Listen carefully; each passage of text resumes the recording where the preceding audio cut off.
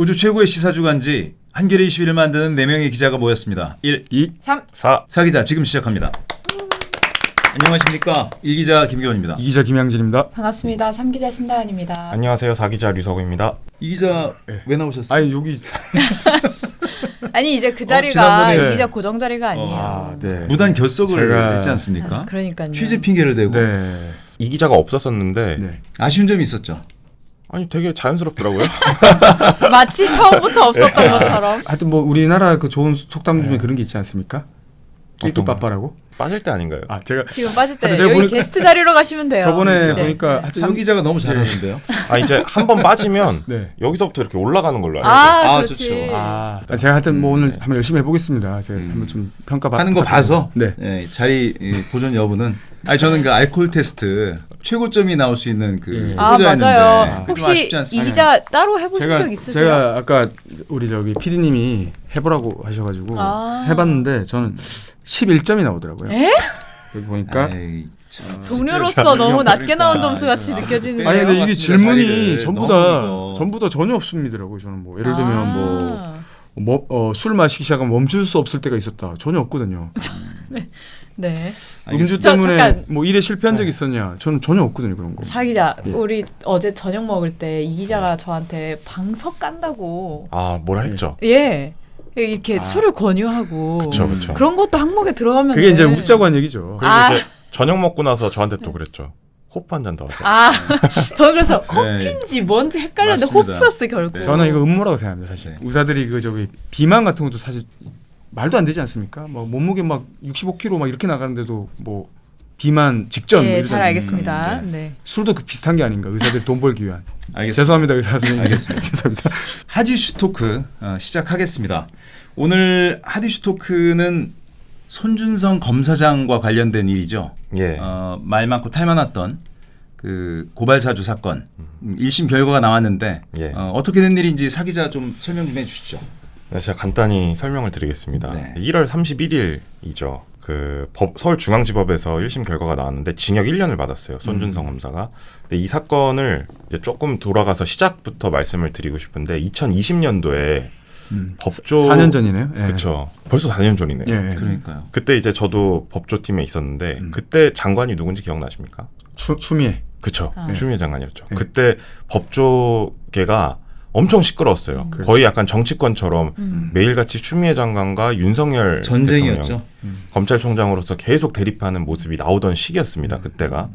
손준성 검사가 당시 대검 수사정보정책관이라는 곳에서 정책관으로 일하면서 있었는데 이게 핵심이 손준성 검사가 대검에서 어떤 이제 고발장을 만들어서 그거를 이제 김웅 당시 미래통합당 후보한테 전달을 해주고 그게 미래통합당 선대위에 가서 미래통합당이 대검에 다시 고발하도록 하는 미래통합당이 지금 국민의힘이죠. 국민의힘이죠. 예, 이제 이 흐름으로 가는 고발을 사주하도록 했다. 그때도 총선을 예. 앞둔 시점이었죠. 그렇죠. 그렇죠. 그래서 이제 고발사주 의혹 사건이라는 이름이 붙은 건데 당시 고발장에 피해자가 3명이거든요. 윤석열, 김건희, 한동훈. 왜 피해를 입었냐? 그러니까 뭐 이제 검찰총장에 취임한 윤석열이 조국 수사로 역적 같은 존재가 됐다로 뭐 이런 식으로 그 법여권 인사들이 이렇게 몰아간다. 그런 식의 이제 고발장이었어요. 그게 이게 그 당시에는 문제가 안 됐거든요. 근데 그 다음 해에 뉴스버스라는 곳에서 보도가 됩니다. 그래서 이제 이게 공수처에서 수사가 들어가는데 공수처 수사 혹시 뭐 기억나십니까? 그때 어땠는지? 그러니까 오래돼가지고 이게 4년 그쵸. 전 일이라. 어떤 문제가 있었나요? 공수처 수사가 되게 또 웃겨요. 이게 공수처가 수사를 했는데 손준성 검사만 넘기거든요. 근데 김웅 의원 같은 경우는 당시에 수사 대상이 아니었어요. 뭐 의원이 아니었으니까 검찰로 넘겼는데 윤석열 대통령이랑 한동훈 당시 이제 그 검사장이죠. 한동훈 검사장이랑 그 수사정보정책관실에 있던 검사들이 다 입건이 됐는데 다 이제 넘기지 않습니다. 불기소. 예, 불기소 무혐의. 로 이제 내고 이제 손준성 검사만 그 기소를 한 거죠. 너무 이상한데요? 이상하죠. 근데 일단 공수처 결과는 그렇게 났고 예. 검찰에서 또 저걸 하지 않습니까 수사를? 예. 왜냐하면 김웅 의원이 김웅에 대해서 넘어왔으니까. 수사를 했겠죠. 예. 근데 어쨌든 같은 사안이잖아요. 예. 그렇죠. 근데 공수처는 손준성과 김웅이 공모했다고 결론을 내렸거든요. 그렇죠. 근데 검찰은 손준성과 김웅이 공모하지 않았다. 음. 공모를 입증할 증거가 없다. 해서 김웅 의원을 불기소 처분합니다. 너무 이상하네요. 왜냐하면 그 손준성이 단독 범행이라는 거예요. 그러면? 아니 그러니까 제 말은 손준성, 김웅이든 그 둘이서 알아서 했다는 건가요? 당시에 이제 총선에서 고발을 해서 수사를 해서 총선에 그 추미애 장관하고 갈등 관계 있었던 사람은 손준성이 아니잖아요. 윤석열이죠. 누구였죠? 윤석열이죠. 근데 왜 그분을 무혐의를 하는 거죠?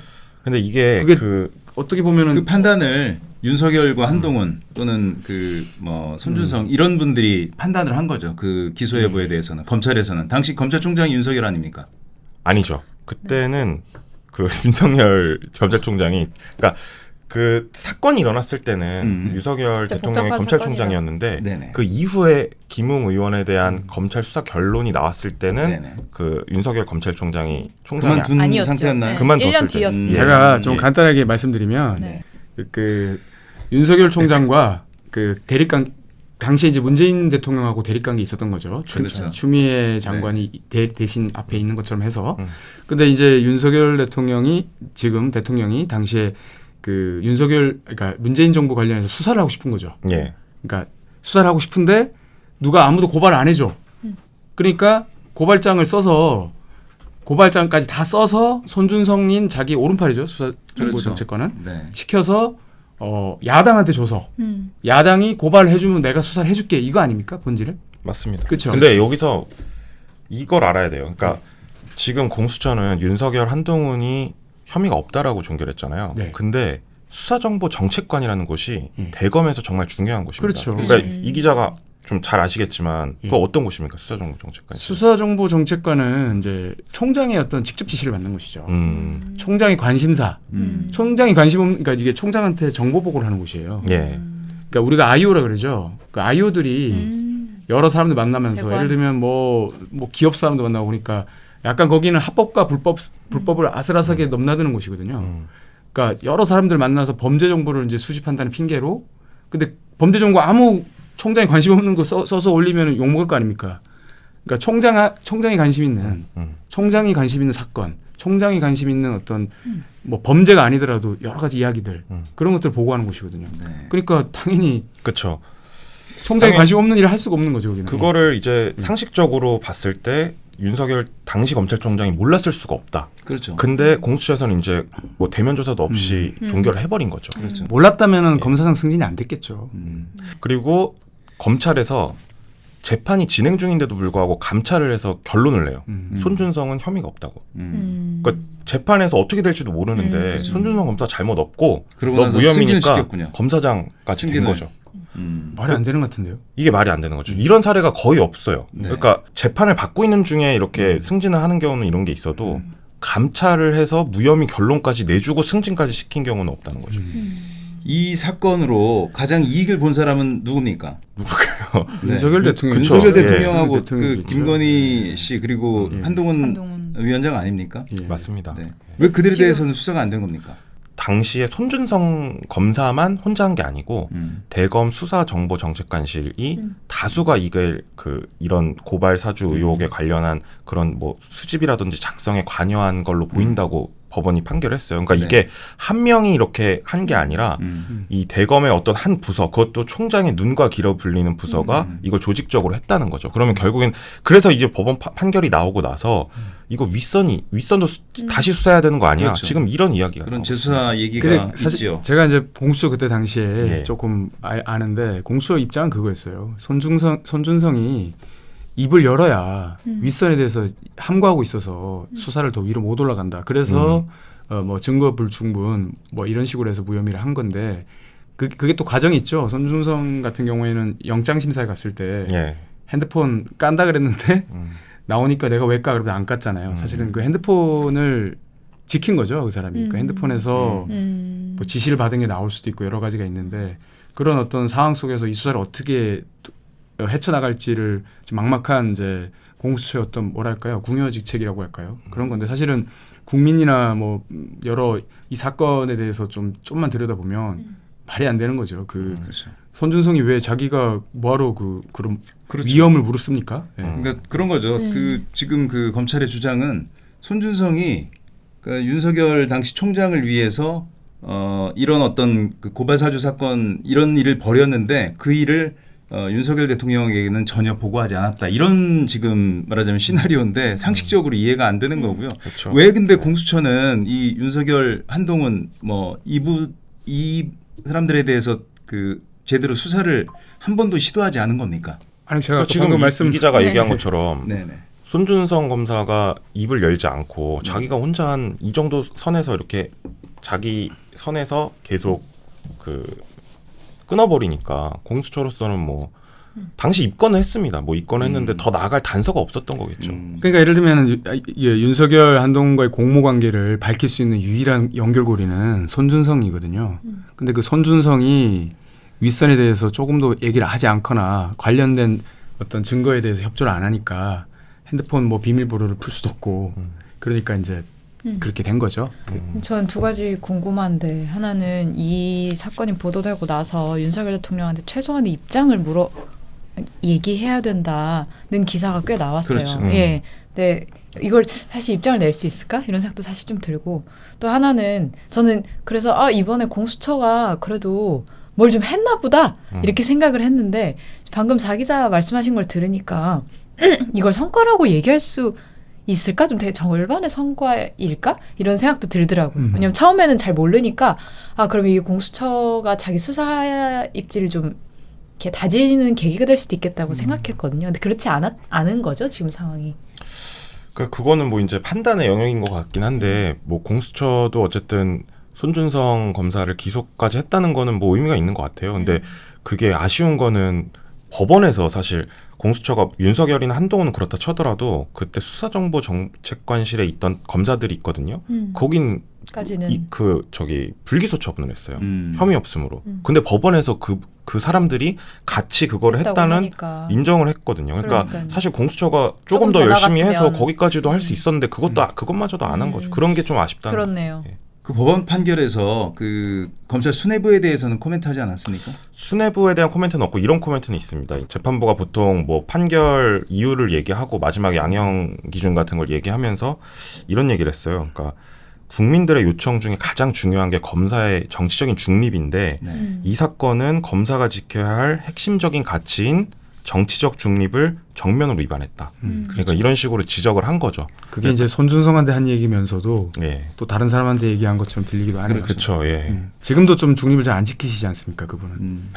그렇죠. 그리고 예. 공수처가 앞으로 그 윤석열이나 한동훈 이 두 사람에 대해서 수사를 다시 할 가능성도 있습니까? 어떻게 보십니까? 법원 판결이 있고 나서 고발이 들어오면은 뭐 할 수도 있겠죠. 근데 그렇게 이미 거기서 그렇게 한번 하지 검토했던 거라. 하지 한 않고 거를. 이제 무혐의 처리를 한 거를 백도하기는 다시 할 좀 수 어려울 것 있을지 같아요. 새로운 잘 증거가 모르겠네요. 나오면 할 수 있습니다. 그렇죠. 이명박도 새로운 했죠, 증거가 했죠. 나왔기 때문에 했고요. 사실은 뭐 여러 가지 가능성이 있는 거죠. 이거 살아있는 사건입니다. 이게 뭐 완전히 없어졌다 이렇게 볼 수는 없을 것 같습니다. 근데 사실 손준성 검사가 그렇게 자기가 이제 기소되고 나서 수사 받으면서 뭔가 그 승진도 안 되고 뭐 이랬다면은 뭐 이 기자 말처럼 핸드폰이나 이런 거를 더 협조를 할 수도 있었을 텐데 또 승진하고 근데 지금 또 징역을 받았으니까 또 어떻게 될지는 모르겠습니다. 그렇죠. 예.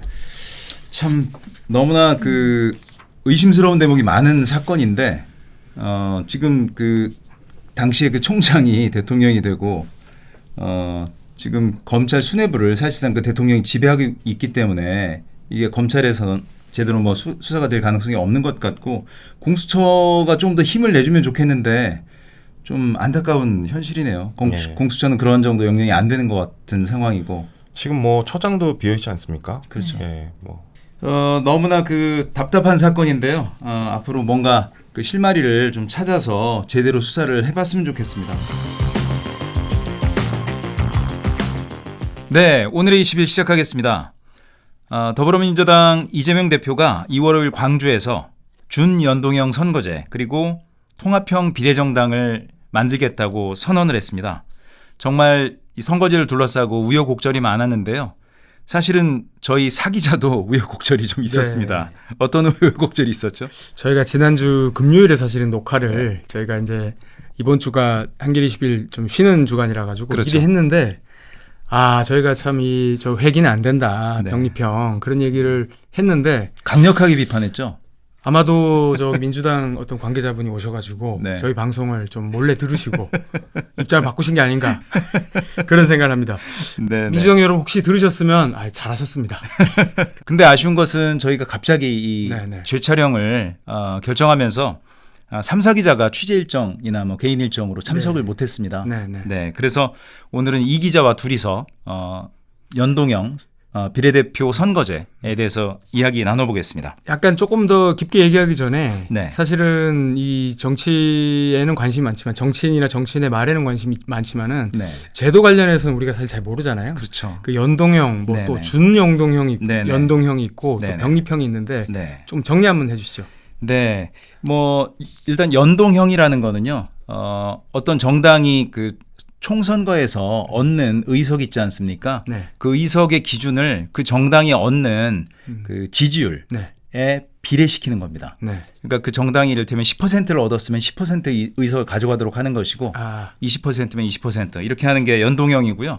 그런데 우리나라에서는 비례 의석이 굉장히 숫자가 적잖아요. 47석밖에 안 되거든요. 그러니까 정당 지지만큼 말하자면 그 의석을 줄 수가 없습니다. 그러니까 대부분의 의석이 지역구에 있고 지역구 선거는 뭐 그 선거객의 그 지역구에서 결판이 나고 그 보정을 해야 되는데 그 보정을 할 수 있는 의석이 47석밖에 안 돼서 충분히 연동을 할 수 없다. 그래서 네. 준연동형 이렇게 부르는 것이고요. 병립형은 지역구 선거 그리고 이쪽 비례 선거 이걸 완전히 분리해서 별도로 치르는 거라고 보시면 됩니다. 근데 이게 그런 얘기도 있어요. 이게 연동형 그 비례대표를 해도 사실은 국민의힘 같은 경우에는 네. 그냥 이거 무시하고 위성정당 내겠다 이런 입장 네네. 아닌가요? 그렇죠. 지금 뭐 국민의힘 네. 입장은 확고한데요. 국민의힘은 자신들이 동의하지 않은 연동형 선거제에 대해서 절대 용납할 수 없다. 자기들은 지금도 계속 아니, 동의할 이게 수 법이 없다. 있는 거 아닌가요? 법을 만들었는데 네. 보통 이제 선거법은 그 원내 주요한 네. 정당들이 모여서 합의를 통해서 만들어 온 게 관례거든요. 근데 이런 이제 선거법상의 어떤 그 발전, 이 개혁을 좀 해보려고 하는데 국민의힘이 계속 반대를 하니까 당시에 민주당하고 정의당이 손을 잡고 그냥 통과를 시켜버렸어요. 그러니까 국민의힘은 그걸 이유로 해서 우리는 그 선거법에 따를 수 없다. 그래서 우리는 연동형을 무력화하는 그 위성정당 만들겠다 이렇게 지금 주장을 하는 거죠. 그 약간 그 억지 같습니다. 이게 왜냐면 뭐 예를 들면 대통령이 0.7% 표차로 이겼다고 해서 그렇죠. 그 대통령 인정 안 하고 우린 다른 정부 세울 거야 이러면 안 되는 거잖아요. 이런 당연하죠. 법이 있지만 우리는 그렇죠. 동의 안 해줬으니까 위성정당 세울 거야. 이건 거의 깡패 아닙니까? 약간 이거 조금 계산한 논리 같은데 이게 좀 강한 표현을 쓰셨는데 예. 잘못된 거죠. 예. 합의를 통해서 법안을 처리하는 것은 가장 좋은 거죠. 네. 근데 합의가 잘 되지 않으면 어쨌든 다수결로 결정하지 다수가 그렇죠. 결정하지 않습니까? 예. 다수결로 하지 않습니까? 거기에 따라 주는 것이 뭐 성숙한 합당한 거. 일이겠죠. 예. 그리고 민주당이나 정의당에서도 이 국힘을 계속해서 이쪽 그 선거법 개혁 쪽으로 좀 끌어당기기 위해서 노력을 더 해야 될 것 같습니다. 사실 그 저희 뭐 한겨레 신문 독자들도 그런 얘기를 많이 하시던데 우리가 민주당 내에서 병립형으로 회귀할지 논의하니까 네네. 사실 많은 언론들이 비판을 했었잖아요. 굉장히 많이 비판했죠. 거기에 대해서 이제 독자들이 의견을 낸 게 아니 저쪽에서는 저렇게 뭐 이번에 뭐 그 이재명 대표도 그런 표현을 쓰셨던데 칼을 들고 덤비는데 맨주먹으로 상대할 수 없다. 네. 뭐 사실 그런 논리가 있는 거잖아요. 네. 그럼에도 불구하고 우리가 그 한겨레 신문이나 이런 뭐 진보 진영, 뭐 양심 있는 어떤 사회 여러 사람들이 그 준연동형을 포기하면 안 된다 이렇게 주장했던 건 어떤 그렇죠. 무엇 때문인가요? 사실 이 연동형 그 선거제라는 게 기존에 그러니까 양당이 의석을 독식하는 사실은 굉장히 왜곡된 선거제도거든요. 이를테면 한 50% 얻으면 의석은 60%, 70% 가져갈 수 있는 그런 제도였어요. 그러니까 그 제도의 어떤 비례성, 네. 이것을 좀 높여보자. 그래서 소수 정당들이 받는 그러니까 지지를 그대로 의석에 좀 반영을 해보자. 이런 측면에서 굉장히 그러니까 중요한 어떤 그 변화였고요. 또 하나는 지금 우리가 양당제인데 그 잘 안 돌아가는 양당제 아닙니까? 네. 굉장히 지금 교착 상태가 심하고 갈등이나 충돌이 심한 양당제거든요. 네. 그러니까 두 당이 문제를 지금 해결할 수 있는 능력을 제가 볼 때는 잃어버린 것 같아요. 네. 그래서 지금 다당제를 좀 우리가 그 방향으로 잡고 가자는 거거든요. 그래서 그 중간에 말하자면 캐스팅 보트를 쥔 그런 정당들이 한 두세 개 있으면 그 정당들이 이쪽이 오르면 이쪽에 좀 지지를 보내고 또 이쪽 당이 오르면 이쪽들 뭐 지지해주고 이렇게 해서 그 교착 상태를 풀어보자 하는 게 이제 다당제고 그 다당제가 자연스럽게 또 연합정치, 연합정부로도 연결이 되거든요. 그러니까 뭐 많은 민주주의 국가가 그런 방향으로 지금 의회나 정부를 운영하고 있으니까 우리도 그쪽으로 가보자. 그런 의미에서 굉장히 사실 가치 있는 그 제도라고 할 수 있죠. 그러니까 연동형 제도에 이제 국민의힘 안 따라오고 거의 뭐 깽판을 지금 놓는 건데 너무 전문 용어입니다. 놓지만 그 결과로 좀 네. 어떤 뭐 그런 어떤 여러 정당들이 연합을 해서 그렇죠. 좀 더 좋은 정치를 만들 수 있는 그런 그렇죠. 약간 토양이 됐는데 그렇죠. 그럼 어떻습니까? 진짜로 이걸 민주당에서 준 연동제 요거를 전격적으로 하면 많은 정당들 같이 할 수 있는 건가요? 그렇게 우리가 이제 예. 좀 희망을 갖고 생각을 해봐야 될 텐데요. 일단 그 정의당과 그 녹색당은 녹색 정의당이라는 이름으로 통합을 했지 않습니까? 네, 네. 그 정당이 가장 우선적인 어떤 그 협의 대상이 될 것 같아요. 네. 왜냐하면 진보정당을 대표하는 정당들이고 그리고 비례연합정당을 하겠다는 의사를 표시한 정당들이거든요. 그러니까 아마 민주당은 이쪽과 이제 손을 잡고 할 것이고 지금 좀 잘 협의가 안 된 쪽이 노동당이라든가 뭐 진보당 이런 쪽인데 그런 쪽도 아마 민주당에서 고려를 해야 할 것 같고요. 네. 또 하나 이제 중요한 것이 민주당 탈당파들이 있습니다. 네. 민주당 탈당파가 있는데 과연 이분들을 이 비례연합정당에 포함을 할지 말지 그리고 약간 친민주당 성향의 기본소득당이나 사회민주당도 있는데 그 두 당을 이렇게 참여시키는 건 뭐 좀 확실해 보이고요. 그래서 약간 좀 뭐라고 해야 되나요? 그 플레이어가 많은 상황이어서 쉽지는 않은데 어쨌든 전 그 정당이 다 참여하지는 못하더라도 진보 정당 중에 여러 정당이 참여할 것으로 그렇게 예상이 됩니다. 사실 저는 그것도 궁금하더라고요. 이게 위성정당을 만드는 게 너무 뭐 우리가 당연하게 생각을 하게 된 것 같기도 해요. 뭐 언론에서도 그렇죠. 위성정당 만든 쪽에 대한 비판보다는 예를 들면 준연동형 제도, 불완전한 제도를 그대로 한다고 함으로써 민주당이 뭐 예를 들면 뭐 위성정당 난립을 조장한다. 그런 얘기까지 있더라고요. 이게 뭔가 좀 잘못된 거 아닌가? 이게 그렇죠. 공정한 잣대인가요? 네, 그건 좀 약간. 제가 생각할 때는 그 공정하지 않은 기울어진 어떤 비판이라는 생각이 듭니다. 그러니까 만약에 어떤 그 기자나 언론사에서 이 준연동형을 제대로 지키지 않고 위성정당이나 위성정당과 비슷한 뭐 비례연합정당을 만드는 것을 비판을 하려면 일단 국힘을 비판을 해야 됩니다. 국힘은 이 연동형 그 비례제라는 좀 더 진전된 선거제도 자체를 인정을 안 하고 있거든요. 그리고 위성정당이 나온 것도 국힘이 위성정당을 만들기 시작했기 때문에 나오게 된 거거든요. 민주당이 가만히 있으면 예. 자기네 의석을 뭐 절반 이상 제가 그 비례해서 뺏기게 되니까 그렇게 지금 결정을 한 거니까 사실은 국힘부터 비판하는 게 맞죠. 당시에 만약에 민주당이 위성정당 안 만들었으면 지금 뭐 다수당이 바뀌었을 그렇죠. 가능성도 있는 건가요?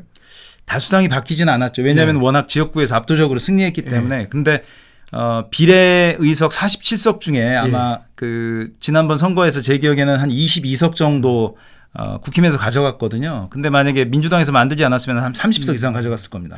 그러니까 저는 이게 위성정당 만드는 문제가 계속 좀 마음에 있어요. 왜냐하면 그 다른 뭐 유럽이나 다른 나라에서도 분명히 그 소수 정당들이 어떤 소수 의견을 가진 어떤 국민들의 입장을 대변하는 사람들도 그럼요. 어떤 많이 국회에서 있죠. 와서 목소리를 내야 되는 거 아닙니까? 그럼요. 근데 이제 그런 취지에서 연동형 비례대표제를 택하고 있는 것으로 알고 있는데 그렇죠. 그쪽에서도 똑같이 우리나라처럼 헌법에 네. 결사의 자유, 양심의 자유가 있을 거 아닙니까? 그렇죠. 근데도 그쪽에서는 어떤가요? 거기서도 만드나요? 그러니까 위성정당은 한마디로 그냥 몰상식한 짓이죠. 그러니까 안 그 만듭니까? 법의 취지라든가 법의 정신에 전혀 맞지 않고 그 틈새를 노려서 그 법의 약점을 노려서 그러니까 부당한 이득을 챙기는 그런 행위죠. 그러니까 굉장히 잘못된 거고 사실 이런 어떤 연동형 그런 선거를 시행하고 있는 유럽 나라들에서는 그 위성정당 같은 것 자체가 뭐 거론이 된 적이 저는 없는 걸로 압니다. 지난번에 그 강성희 의원하고 이제 네네. 얘기를 하다 보면은 네. 이제 뭐 윤석열 정부의 예를 들면 지금 계속 법안을 어렵게 뭐 예를 들면 노란봉투법 이런 것들을 사회적으로 합의를 해가지고 만들지만 네. 이게 3분의 2 이상이 안 되면은 거부권을 행사해서 그게 효능을 발휘하잖아요. 대통령이. 입법권을 완전히 지금 유린하고 예. 있죠. 대통령이. 예. 그러면은 사실은 이런 것을 막으려면은 사실 지금의 과반 이상의 어떤 야당의 의석을 차지하는 것보다 더 획기적으로 많은 의석이 필요하다 그런 얘기도 했었잖아요. 그렇죠. 이번 이런 어떤 뭐랄까요 이 이재명 대표의 발언으로 그 준연동형 이 비례대표제가 어떻게 이제 앞으로 정착하면 네네. 뭐 어떤 의석수를 더 늘리는데 도움이 되는 겁니까? 야권이? 글쎄요, 뭐 제 생각할 때는 예. 의석이 뭐 크게 늘어난다기보다는 예. 지금 이제 민심이 예.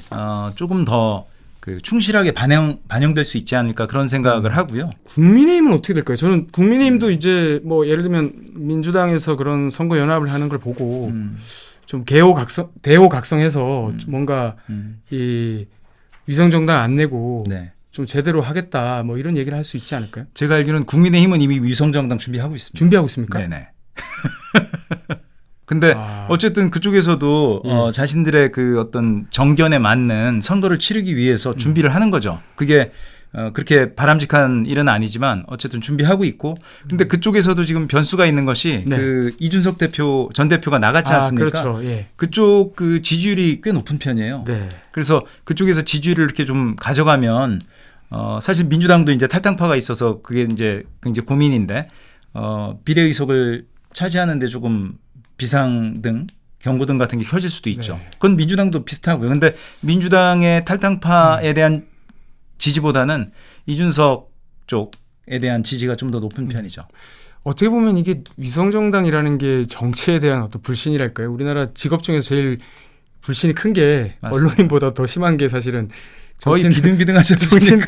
정치인인 것 같은데 이 위성정당이라는 게 진짜 네. 모두가 어떻게 보면 똥통에 구르게 하는. 왜냐하면 그렇죠. 위성정당을 만드는데 안 만들 수도 없고 맞아요.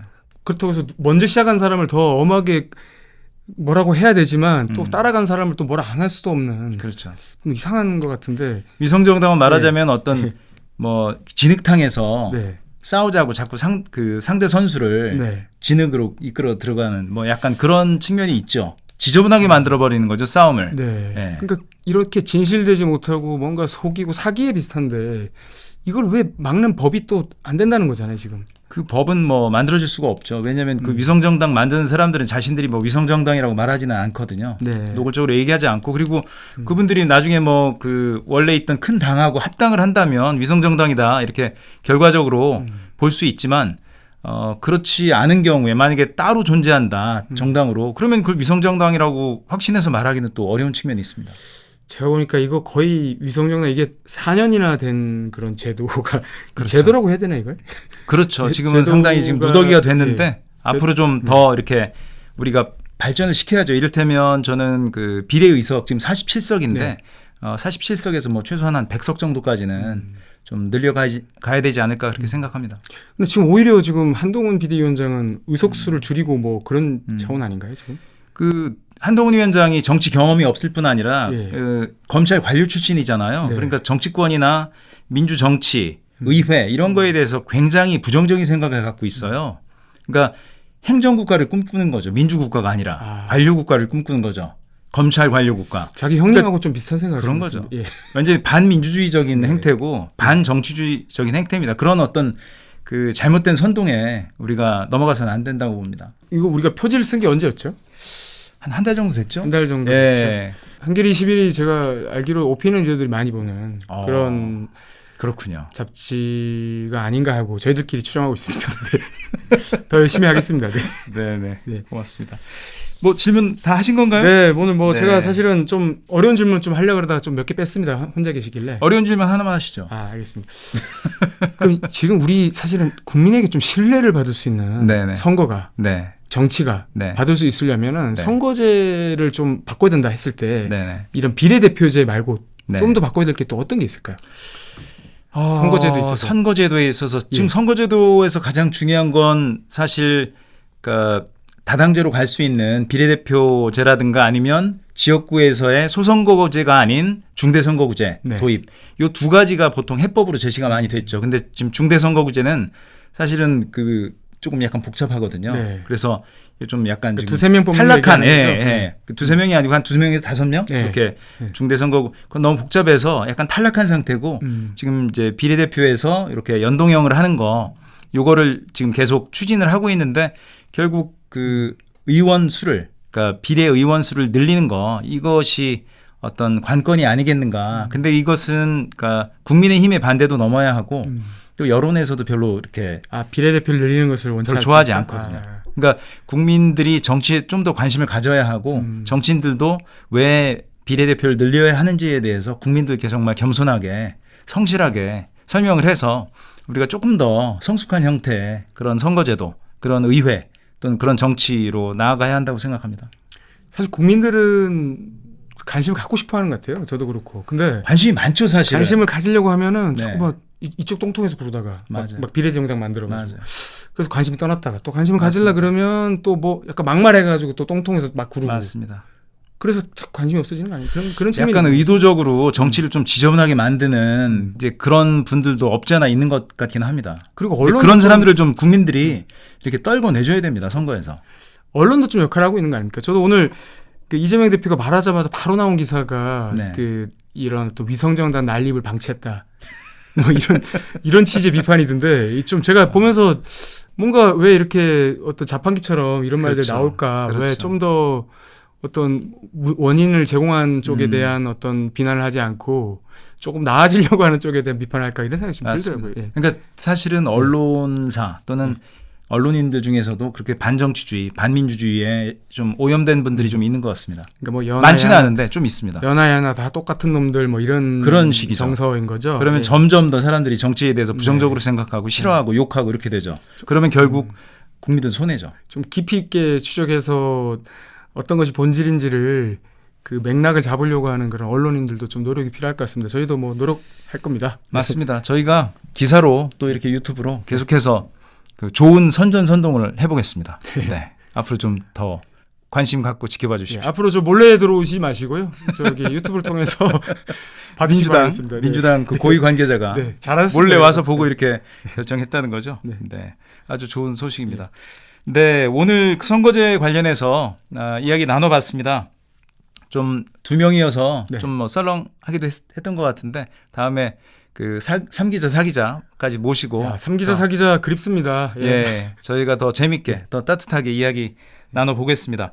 2부는 어떤 내용이 준비되어 있죠?